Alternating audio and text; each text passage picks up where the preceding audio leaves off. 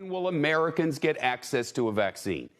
Today, the Health and Human Services Secretary, Alex Azar, said the government is on track to ship enough vaccines for 20 million people by the end of this year. So by the end of the month. Lieutenant General Paul Ostrowski now. He's Operation Warp Speed's Director of Supply, Production, and Distribution. Sir, thanks so much for being here. You said that Americans who want to get a vaccine, all of them who want one, can get one by the end of June. And confirming here, in a word, you mean if they need multiple doses, they'll get them by then, they'll be enough. Shepard, that's correct. And it's nice being with you this evening. How will we learn that we can get it? And how will we learn where to go and when and the process? Well, clearly the communication campaign is going to continue as we move forward here with respect to this. What we didn't want to do, Shepard, is overpromise and underdeliver.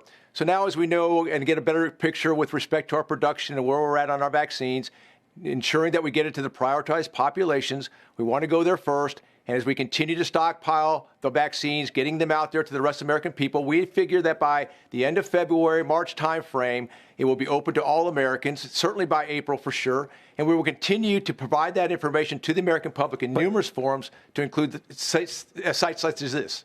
So like we'll get text messages or there'll be public service announcements and like say my brother, how does he know when it's his turn and how will he know where to go? Or is that still a work in progress?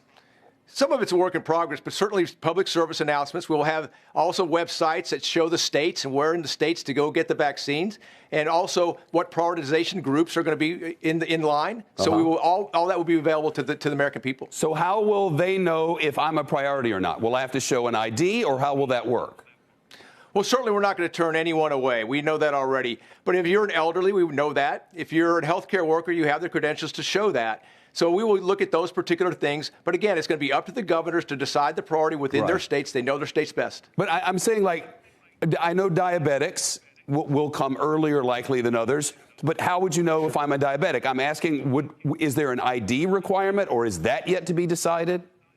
No, certainly not, Shepard. We're not going to go to that level. Bottom line is what we want to do is ensure that we get vaccines and arms at the state level to prioritize that. So if you're coming in for a vaccine, obviously we want you to be prioritized. We would like you to come forward if you have those comorbidities or if you're elderly or if you're a healthcare worker. But we're not going to stop people from coming forward for a vaccine. Well, that sounds it would be irresponsible to do that. It certainly, I hear you, but that sounds like there could be a rush because how are you going to know if there's no ID who has comorbidities, who ought to be now? And I ask because I've stood in these lines for the testing. They can go for hours. And then, you know, it's kind of a crapshoot about whether it's going to work out very well. There's so much to plan here. Are you concerned? Oh, of course we're concerned. And obviously, this is things that we're taking into consideration. We're working with the states in order to ensure that we plan for that. But again, this is a scenario where we're not going to turn anybody away. We want to focus on those populations, and we ask the American people to understand that, because at first it's going to be scarce resources. We need to be complimentary of that and ensure we do the right thing for the American people. General Ostrowski, all the best, good luck, and thank you. Shepard Smith here. Thanks for watching CNBC on YouTube.